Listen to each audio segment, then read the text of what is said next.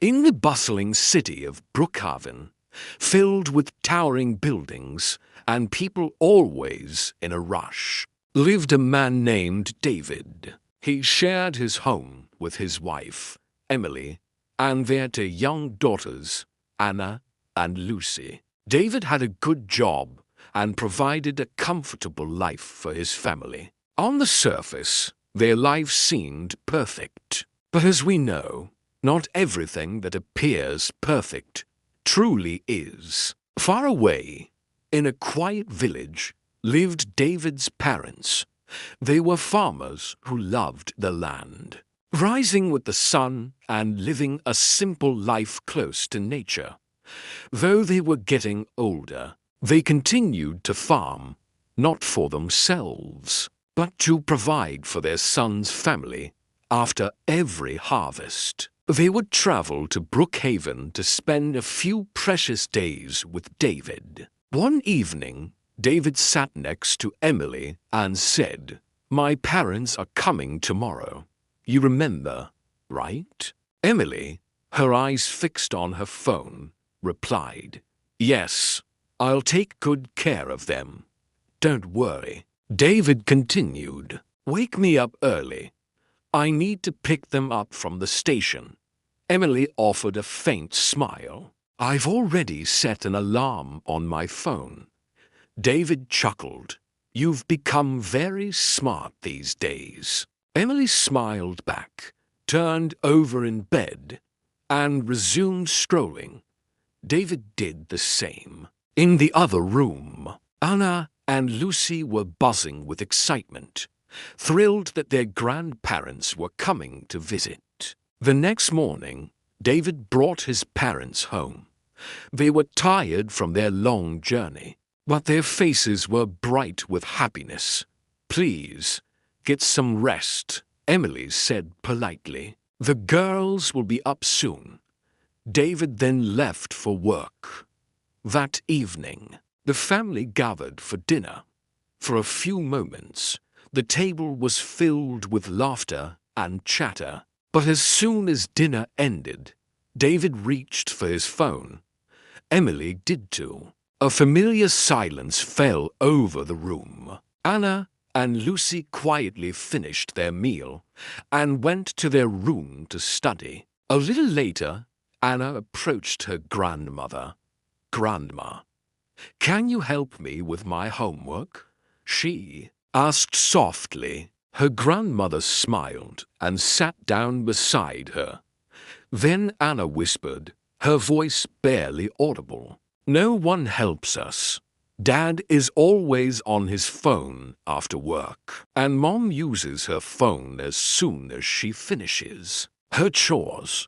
Grandmother's heart grew heavy as she listened, but she said nothing. From that day forward, the grandparents made it a point to help the girls with their studies every evening. They soon noticed something troubling. The girls were struggling to remember their lessons.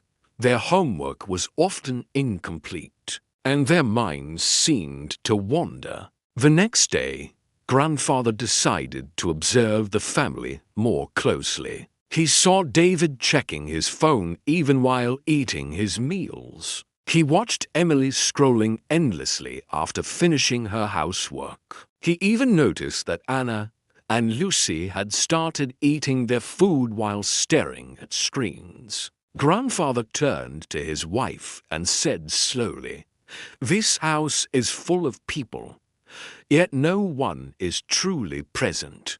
He paused, then added with resolve, "We must do something before this family forgets how to talk to each other." One afternoon, David was home from work for a holiday. His younger daughter, Lucy, sat beside him, playing with her toys.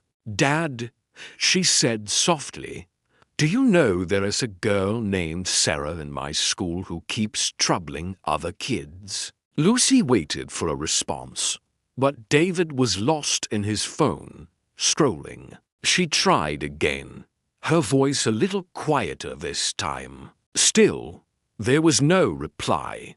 Tears welled up in her eyes. She got up and walked over to her mother. "Mom, I was telling Dad something important, but he didn't listen."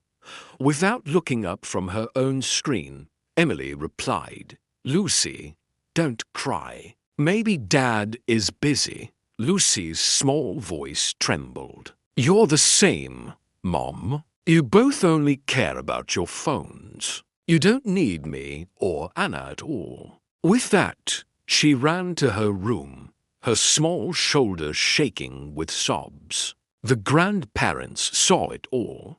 Grandfather's face hardened, not with anger, but with deep pain. "David," he called out, his voice firm. David looked up, startled. Emily quickly put her phone down. "What happened, Father?" David asked. Grandfather spoke slowly, each word carrying weight. "We have been watching you since the day we arrived. Our granddaughters sit right in front of you, yet you never truly see them." David glanced at Emily, but his father stopped him. "This is not just her fault. You are equally responsible," he continued. "David, when was the last time you spoke lovingly to your daughters? When did you last help them with their studies? When did you truly listen to what they had to say?" Then he turned to Emily. "And you? Have you checked their homework recently? Have you even asked us if we need anything?" His voice softened, filled with sorrow. "Your daughter was right here, crying for your attention, and you were both too busy to even hear her.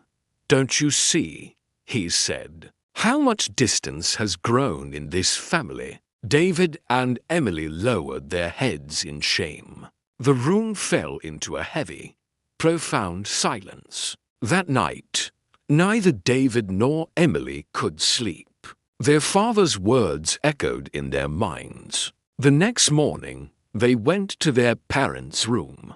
"Please forgive us," David said, his voice filled with regret. "You opened our eyes to the truth." Emily added quietly, "We forgot what truly matters in life." Grandfather nodded, his expression gentle. "Technology itself is not bad," he said. "But when it starts to replace love, when it takes the place of human connection, it becomes dangerous." From that day on, everything changed. Evenings were no longer silent. They were spent together, sharing stories and laughter. Phones were put away during meals and family time. David started helping Anna and Lucy with their homework. Emily started listening, truly listening, to her daughters. On holidays, the house was filled with the sounds of a family reconnecting. The phones were still there, of course, but they no longer ruled the home. Slowly but surely, warmth and happiness returned to their house in Brookhaven. The moral of this story is simple. Too much of anything, even something useful, can steal away the things that matter most. Technology should be a tool that connects our hearts, not a wall that replaces them. Thank you for watching.